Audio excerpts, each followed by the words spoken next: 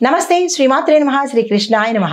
September 30, 2025 మేషాది ద్వాదశ రాశుల వారికి ఈ రోజు ఎలా ఉండబోతోంది అనే అంశంలో ముందుగా ప్రతి ఒక్కళ్ళకి దసరా నవరాత్రి శుభాకాంక్షలు తెలుపుకుంటూ మీకు ఆ అమ్మవారి అనుగ్రహము మీ కుటుంబానికి మీకు ఉండాలని, అన్ని చోట్ల అన్ని విధాల మీ యొక్క పనులు సాకారం అవ్వాలని, మీ మనోవాంఛితాలు తీరాలని కోరుకుంటూ ప్రతి ఒక్కళ్ళకి విజయం చేకూరాలని మనసారా కోరుకుంటూ దసరా శుభాకాంక్షలు.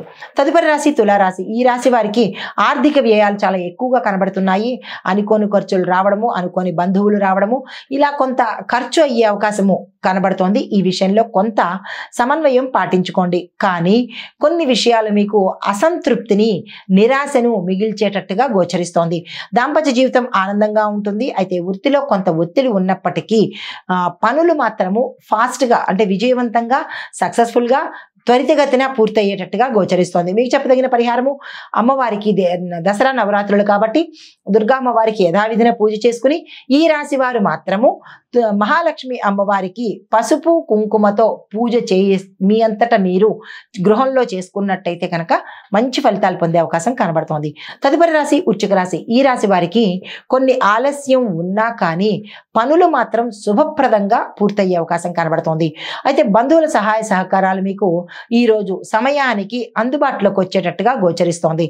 మానసిక ప్రశాంతత పెరగడంతో పాటు వ్యాపారంలో కొద్ది జాగ్రత్తలు పాటించుకునే ప్రయత్నం చేయండి. అంటే ధనపరంగా కావచ్చు, లేదా వస్తువుల పరంగా కావచ్చు, మీరు కొంత మోసపోవడం కానీ, నష్టపోవడం కానీ, పోగొట్టుకోవడం కానీ, వీటిల్లో ఏదైనా ఒకటి జరిగేందుకు సూచన కనబడుతోంది. ఈ విషయంలో జాగ్రత్తలు తీసుకోండి.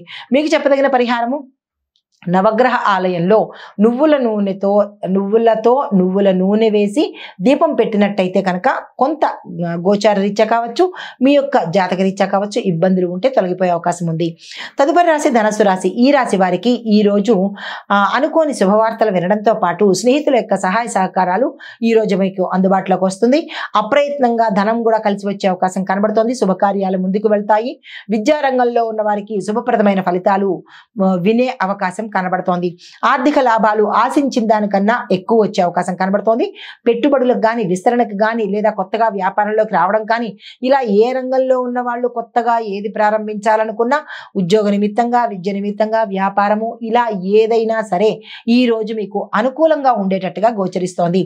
గురుబలంతో పాటు మీకు జాతక పరంగా కూడా కొన్ని అనుకూలతలు వచ్చే అవకాశం కనబడుతోంది. వృధా చేసుకోకండి.